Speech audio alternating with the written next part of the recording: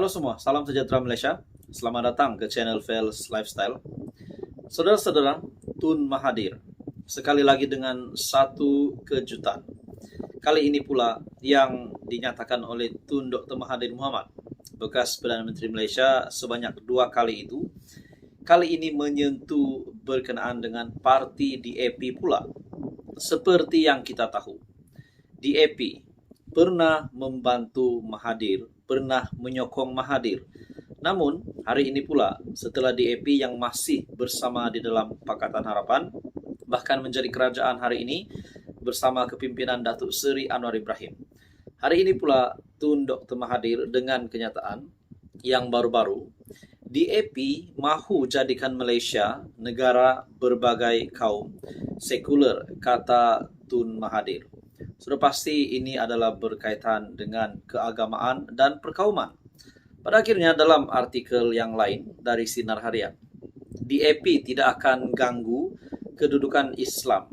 Dan ini dinyatakan sendiri oleh Anthony. Saudara-saudara, dari satu artikel dari Malaysia Gazette, Dr. Mahathir lupa beliau pernah disokong oleh 42 ahli parlimen DAP, kata Anthony Locke. Wow, ini bermakna Anthony Locke mengingatkan Tun Dr. Mahathir bahwa mereka pernah berjuang di dalam perjuangan Tun Mahathir dulu. Namun hari ini pula Mahathir seolah-olah lupa akan jasa dari DAP yang pernah membantu beliau, di mana 42 ahli parlimen DAP yang pernah sokong Tun Mahathir. Jadi dalam artikel ini dari Malaysia Gazette, DAP menyangkal kenyataan Tun Mahathir bahwa Datuk Seri Anwar Ibrahim terpaksa turut mengikut manifesto DAP disebabkan pengaruh parti itu pada kerajaan perpaduan. Ia termasuk dakwaan akan mengugut Perdana Menteri untuk mengubah kedudukan Islam sebagai agama rasmi dengan tanpa agama rasmi dalam perlembagaan persekutuan. Menyifatkan dakwaan itu satu tindakan sangat tidak bertanggung jawab dan melulu tanpa asas terhadap parti itu. Lok Siu Fuk berkata, semua ahli parlimen DAP akan mempertahankan semua perkara asas dalam perlembagaan persekutuan, termasuk menghormati kedudukan Islam sebagai agama bagi persekutuan. Nah, saudara-saudara, kenyataan daripada Lok yang paling penting kita perlu ingat adalah semua MP DAP, semua ahli parlimen DAP akan mempertahankan semua perkara asas dalam perlembagaan persekutuan, termasuk menghormati kedudukan Islam. Nah, saudara-saudara, ini sudah pasti tidak selari dengan apa yang dinyatakan oleh Tun Dr. Mahathir. Pada masa yang sama, agama-agama lain boleh diamalkan dengan aman dan damai, seperti termaktub dalam perkara 3/1 perlembagaan persekutuan. Setiausaha Agung DAP itu menegaskan DAP tidak pernah dan tidak akan mempersoalkan kedudukan Islam sebagai agama persekutuan yang termaktub dalam perlembagaan persekutuan. Saya berasa amat kecewa dengan dakwaan Tun. Kononnya DAP akan mengugut Perdana Menteri.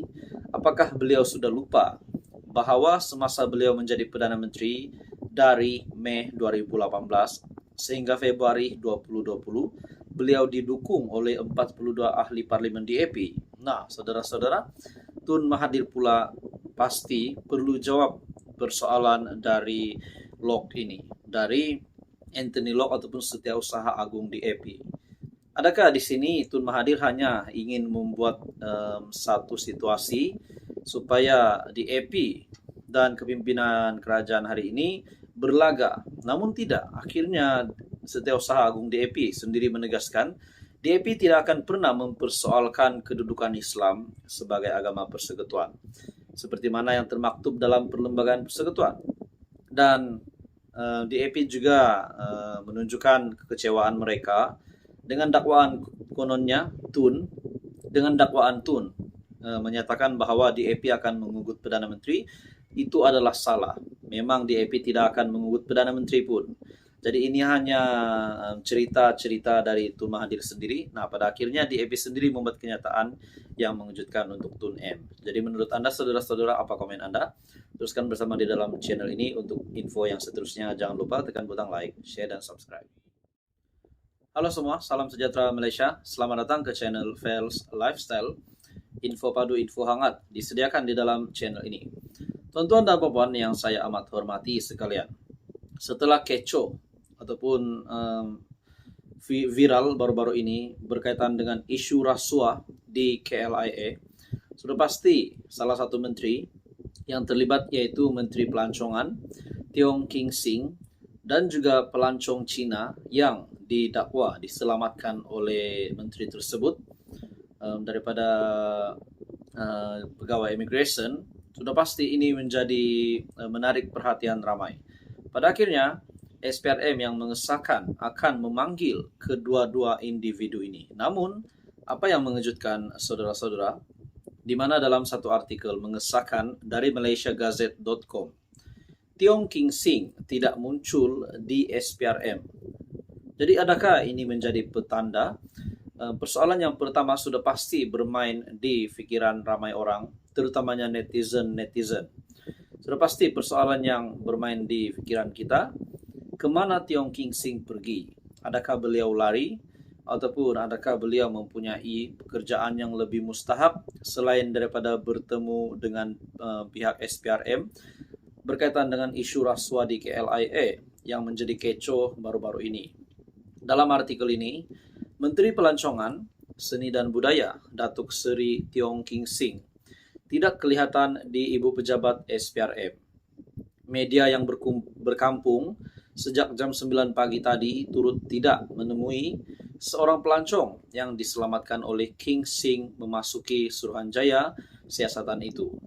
Artikel ini diterbitkan pada 3 Julai 2023. Kedua-dua mereka sepatutnya disoal siasat oleh SPRM hari ini pada 3 Julai berhubung insiden yang berlaku di lapangan terbang antarabangsa Kuala Lumpur KLIA. King Sing didakwa melepasi kaunter Jabatan Immigration untuk menyelamatkan seorang pelancong Cina yang ditahan oleh jabatan itu. Sebelum ini King Sing menegaskan akan merujuk kepada SPRM untuk menyiasat dalam penyebaran video kekecohan yang mendakwa beliau menyalahguna kuasa di KLIA. Beliau turut mendakwa video itu direkam oleh pegawai Jabatan Immigration yang berada di tempat kejadian. Tindakan yang didakwanya sengaja untuk menutup kesalahan serta aktiviti rasuah yang berlaku di balai ketibaan berkenaan. Nah, saudara-saudara, menjadi kejutan ramai orang. Adakah Menteri Pelancongan ataupun Tiong King Sing, Datuk Seri Tiong King Sing, mempunyai perkara yang lebih mustahab berbanding dengan bertemu dengan pihak SPRM? Dan persoalan yang seterusnya adalah kenapa kedua-dua mereka bersama-sama tidak dapat menghadirkan diri di pejabat ataupun di SPRM untuk meneruskan ataupun melaksanakan panggilan dari SPRM bahwa mereka berdua sepatutnya berjumpa dengan pihak SPRM pada 3 Julai. Namun, kelibat kedua-dua individu tersebut, Menteri Pelancongan, Datuk Seri Tiong King Sing, dan pelancong Cina yang didakwa diselamatkan oleh Tiong King Sing. Kedua-dua mereka tidak menghadirkan diri. Jadi saudara-saudara, ini menimbulkan banyak lagi pertanyaan. Menurut Anda, saudara-saudara, apa pula komen Anda? Teruskan bersama di dalam channel ini untuk info yang seterusnya. Jangan lupa bantu channel ini dengan menekan butang like. Anda juga boleh share video ini dan tekan butang subscribe. Teruskan bersama di dalam channel ini untuk info yang seterusnya. Halo semua, salam sejahtera Malaysia. Ini lagi satu kejutan kepada seluruh Malaysia, di mana salah satu individu ataupun pemimpin terkenal, saya boleh katakan ini pemimpin terkenal, disebabkan ini adalah individu ini disebut adalah seorang bekas menteri. Nah, saudara-saudara, tiba-tiba pula viral baru-baru ini, ataupun hangat baru-baru ini tentang isu yang di isu yang dinaikkan oleh Alif Syukri. Dalam satu artikel dari Astro Awani, Alif Syukri tuntut bekas menteri bayar hutang puluhan juta. Wow, persoalannya saudara-saudara, siapakah bekas menteri tersebut yang dituntut oleh Alif Syukri untuk membayar hutang puluhan juta? Ahli perniagaan yang juga pempengaruh, Datuk Alif Syukri Kamar Zaman, menuntut seorang bekas menteri bergelar Tan Sri untuk menjelaskan hutang berjumlah puluhan juta kepadanya. Alif mendakwa beliau berkali-kali coba menghubungi individu tersebut, namun sehingga kini masih tiada respon. Tak akan bekas menteri macam ini. Saya hubungi, dia tak angkat. Saya WhatsApp, dia tak balas. Dulu nak minta bantuan, dialah terhege-hege nak jumpa saya. Saya tak nak cerita perkara sebenar. Nanti malu satu keluarga Tan Sri. Jadi saya sabar sahaja. Orang Langkawi mesti kenal, dia hartawan satu Malaysia, katanya dalam satu hantaran. Nah, saudara-saudara, adakah kenyataan ataupun artikel ini menyatakan saya tak nak cerita perkara sebenar, nanti malu satu keluarga Tan Sri. Jadi saya sabar sahaja. Orang Langkawi mesti kenal dia hartawan satu Malaysia. Persoalannya kenapa dinyatakan dalam artikel ini orang Langkawi harus mesti kenal dia hartawan satu Malaysia. Nah, saudara-saudara, adakah bekas menteri ini berasal dari Langkawi? Ini adalah kenyataan dari Alif Syukri dalam satu hantaran di Instagram pada Ahad. Hantaran tersebut mendapat perhatian pengguna di laman maya berkenaan dengan lebih 11.000 tanda suka diberikan. Pemilik akaun bernama Fizi Hasan 88 mendakwa bahwa dia cukup mengenali Tan Sri itu. Saya kenal Tan Sri ini sebab saya pernah bekerja di hotel miliknya. Saya berhenti dari hotel itu pun sebab malas nak sebut, kata Fizi Hasan 88 dalam ruangan komentar hantaran Alif Syukri itu. Seorang lagi individu yang bernama Eza_Azaiti dipercayai bekerja di bawah Tan Sri tersebut berkata, ramai dalam kalangan pekerja, termasuk dirinya, tidak dibayar gaji semenjak pandemi COVID-19. Saya tidak akan halal dunia dan akhirat duit gaji saya, ujarnya. Jadi saudara-saudara, akhirnya influencer ataupun pempengaruh Alif Syukri dalam satu kenyataan dari artikel astroawani.com. Alif Syukri tuntut bekas menteri bayar hutang puluhan juta. Bagi saya ini satu lagi kejutan. Mungkin juga ini menjadi kejutan kepada Tun Mahathir disebabkan dalam artikel ini mengesahkan dalam sebuah perenggan dalam artikel ini, saya tak nak cerita perkara sebenar, nanti malu satu keluarga Tan Sri. Jadi saya sabar sahaja. Orang Langkawi mesti kenal dia hartawan satu Malaysia. Persoalannya yang disebutkan di sini adalah orang Langkawi. Adakah bekas menteri tersebut adalah orang Langkawi? Nah, saudara-saudara, semua menjadi persoalan. Jadi apa komen Anda? Teruskan bersama di dalam channel ini untuk info yang seterusnya. Halo semua, salam sejahtera Malaysia. Selamat datang ke channel Fels Lifestyle. Tuan-tuan dan puan-puan yang saya amat hormati sekalian, satu berita mengejutkan, satu duka cita besar untuk Malaysia dengan disahkan pemergian yang pasti mendukacitakan ramai, di mana saya ambil dalam satu artikel dari BH Online ataupun biharian.com yang bertajuk Agong Permaisuri Zahir Takziah kepada keluarga mangsa tragedi Kepala Air. Ini sudah pasti menjadikan pemergian yang mengejutkan rakyat Malaysia, mengejutkan ramai. Disebabkan ini berlaku di Malaysia dan pasti mendukacitakan ramai, terutamanya kepada rakyat Malaysia dan kepimpinan politik di Malaysia. Dalam artikel ini, yang di Pertuan Agong, Al-Sultan Abdullah Riayatuddin Al-Mustafa Billah Shah menzahirkan ucapan takziah kepada seluruh keluarga 10 mangsa lemas tragedi Kepala Air di Jeram Air Putih, Cukai, Terengganu. Turut menzahirkan ucapan takziah ialah Raja Permaisuri Agong, Tunku Aziza Aminah Maimunah Iskandaria. 10 mangsa tragedi itu ialah Aziza Eyyi, 40 tahun, Karim Abdullah, 39 tahun, Putri Balkis Izati Abdul Rahman, 18 tahun, Putri Alia Maisarah Karim, 16 tahun, Putri Norfatin Karim, 14 tahun, Putri Nur Erina Natasha Karim, 10 tahun, Muhammad Zulkarnain Haikal Karim, 11 tahun, Muhammad Hazik Zikri Karim, 6 tahun, Putri Ariana Umairah Karim, 4 tahun, dan Muhammad Fikri Saliman, 24 tahun. Ini satu berita yang pasti mendukacitakan ramai, dan kita berdoa supaya keluarga besar, mangsa yang terlibat, diberikan kekuatan untuk menghadapi dugaan ini.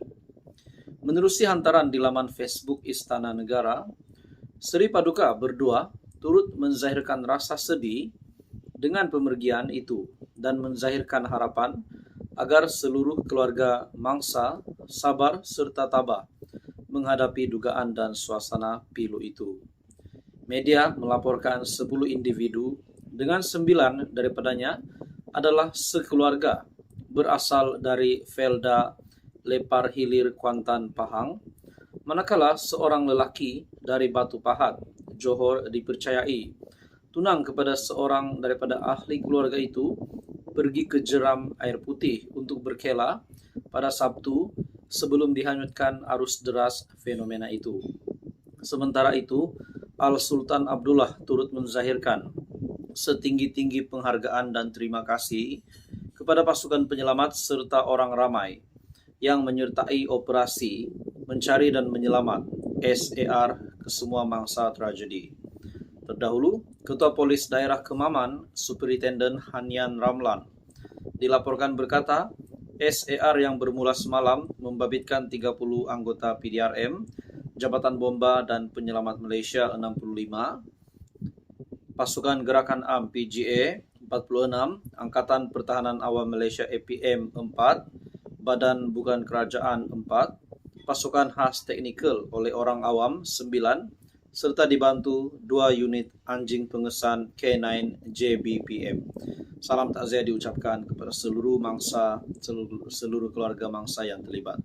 Teruskan bersama di dalam channel ini untuk info yang seterusnya. Halo semua, salam sejahtera Malaysia. Selamat datang ke channel Fels Lifestyle. Info padu, info hangat disediakan di dalam channel ini. Tuan-tuan dan puan yang saya amat hormati sekalian, setelah kecoh ataupun viral baru-baru ini berkaitan dengan isu rasuah di KLIA, sudah pasti salah satu menteri yang terlibat yaitu Menteri Pelancongan Tiong King Sing dan juga pelancong Cina yang didakwa diselamatkan oleh menteri tersebut daripada pegawai immigration. Sudah pasti ini menjadi menarik perhatian ramai. Pada akhirnya SPRM yang mengesahkan akan memanggil kedua-dua individu ini. Namun, apa yang mengejutkan saudara-saudara, di mana dalam satu artikel mengesahkan dari malaysiagazette.com, Tiong King Sing tidak muncul di SPRM. Jadi adakah ini menjadi petanda? Persoalan yang pertama sudah pasti bermain di fikiran ramai orang, terutamanya netizen. Sudah pasti persoalan yang bermain di fikiran kita, kemana Tiong King Sing pergi? Adakah beliau lari? Ataupun adakah beliau mempunyai pekerjaan yang lebih mustahab selain daripada bertemu dengan pihak SPRM berkaitan dengan isu rasuah di KLIA yang menjadi kecoh baru-baru ini. Dalam artikel ini, Menteri Pelancongan, Seni dan Budaya, Datuk Seri Tiong King Sing, tidak kelihatan di ibu pejabat SPRM. Media yang berkampung sejak jam 9 pagi tadi turut tidak menemui seorang pelancong yang diselamatkan oleh King Sing memasuki Suruhanjaya siasatan itu. Artikel ini diterbitkan pada 3 Julai 2023. Kedua-dua mereka sepatutnya disoal siasat oleh SPRM hari ini pada 3 Julai berhubung insiden yang berlaku di lapangan terbang antarabangsa Kuala Lumpur KLIA. King Sing didakwa melepasi kaunter jabatan imigresen untuk menyelamatkan seorang pelancong Cina yang ditahan oleh jabatan itu. Sebelum ini, King Sing menegaskan akan merujuk kepada SPRM untuk menyiasat dalam penyebaran video kekecohan yang mendakwa beliau menyalahguna kuasa di KLIA. Beliau turut mendakwa video itu direkam oleh pegawai Jabatan Imigresen yang berada di tempat kejadian. Tindakan yang didakwanya sengaja untuk menutup kesalahan serta aktiviti rasuah yang berlaku di balai ketibaan berkenaan. Nah, saudara-saudara, menjadi kejutan ramai orang. Adakah Menteri Pelancongan ataupun Tiong King Sing, Datuk Seri Tiong King Sing, mempunyai perkara yang lebih mustahak berbanding dengan bertemu dengan pihak SPRM? Dan persoalan yang seterusnya adalah kenapa kedua-dua mereka bersama-sama tidak dapat menghadirkan diri di pejabat ataupun di SPRM untuk meneruskan ataupun melaksanakan panggilan dari SPRM bahwa mereka berdua sepatutnya berjumpa dengan pihak SPRM pada 3 Julai. Namun, kelibat kedua-dua individu tersebut, Menteri Pelancongan, Datuk Seri Tiong King Sing, dan pelancong Cina yang didakwa diselamatkan oleh Tiong King Sing. Kedua-dua mereka tidak menghadirkan diri. Jadi saudara-saudara, ini menimbulkan banyak lagi pertanyaan. Menurut Anda, saudara-saudara, apa pula komen Anda? Teruskan bersama di dalam channel ini untuk info yang seterusnya. Jangan lupa bantu channel ini dengan menekan butang like. Anda juga boleh share video ini dan tekan butang subscribe. Teruskan bersama di dalam channel ini untuk info yang seterusnya. Halo semua, salam sejahtera Malaysia. Selamat datang ke channel Fels Lifestyle. Saudara-saudara, Tun Mahathir sekali lagi dengan satu kejutan. Kali ini pula yang dinyatakan oleh Tun Dr. Mahathir Mohamad, bekas Perdana Menteri Malaysia sebanyak 2 kali itu. Kali ini menyentuh berkenaan dengan parti DAP pula. Seperti yang kita tahu, DAP pernah membantu Mahathir, pernah menyokong Mahathir. Namun, hari ini pula setelah DAP yang masih bersama di dalam Pakatan Harapan, bahkan menjadi kerajaan hari ini, bersama kepimpinan Datuk Seri Anwar Ibrahim. Hari ini pula Tun Dr. Mahathir dengan kenyataan yang baru-baru, DAP mahu jadikan Malaysia negara berbagai kaum sekular, kata Tun Mahathir. Sudah pasti ini adalah berkaitan dengan keagamaan dan perkauman. Pada akhirnya dalam artikel yang lain dari Sinar Harian, DAP tidak akan ganggu kedudukan Islam. Dan ini dinyatakan sendiri oleh Anthony. Saudara-saudara, dari satu artikel dari Malaysia Gazette, Dr. Mahathir lupa beliau pernah disokong oleh 42 ahli parlimen DAP, kata Anthony Locke. Wow, ini bermakna Anthony Locke mengingatkan Tun Dr. Mahathir bahwa mereka pernah berjuang di dalam perjuangan Tun Mahathir dulu.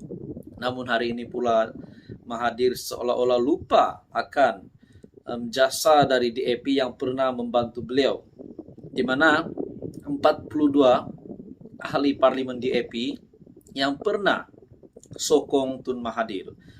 Jadi dalam artikel ini dari Malaysia Gazette, DAP menyangkal kenyataan Tun Mahathir bahwa Datuk Seri Anwar Ibrahim terpaksa turut mengikut manifesto DAP disebabkan pengaruh parti itu pada kerajaan perpaduan.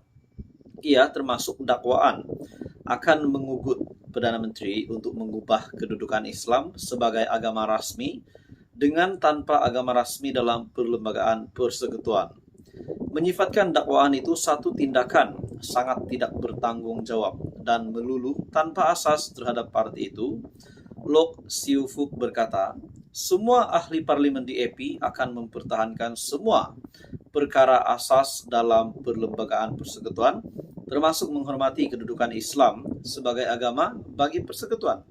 Nah, saudara-saudara, kenyataan daripada Lok yang paling penting kita perlu ingat adalah semua MP DAP, semua ahli parlimen DAP akan mempertahankan semua perkara asas dalam perlembagaan persekutuan, termasuk menghormati kedudukan Islam. Nah, saudara-saudara, ini sudah pasti tidak selari dengan apa yang dinyatakan oleh Tun Dr. Mahathir.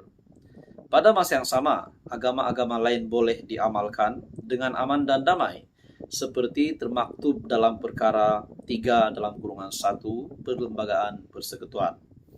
Setiausaha Agung DAP itu menegaskan, DAP tidak pernah dan tidak akan mempersoalkan kedudukan Islam sebagai agama persekutuan yang termaktub dalam perlembagaan persekutuan. Saya berasa amat kecewa dengan dakwaan Tun. Kononnya DAP akan mengugut Perdana Menteri.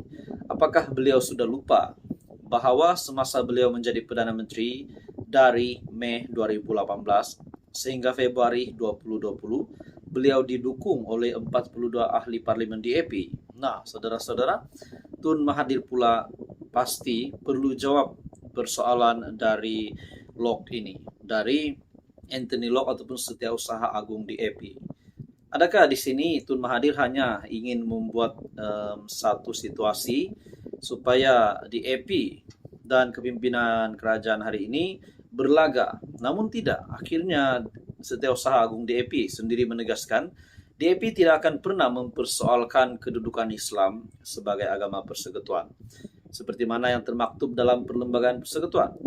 Dan DAP juga menunjukkan kekecewaan mereka dengan dakwaan kononnya Tun, menyatakan bahwa DAP akan mengugut Perdana Menteri. Itu adalah salah. Memang DAP tidak akan mengugut Perdana Menteri pun.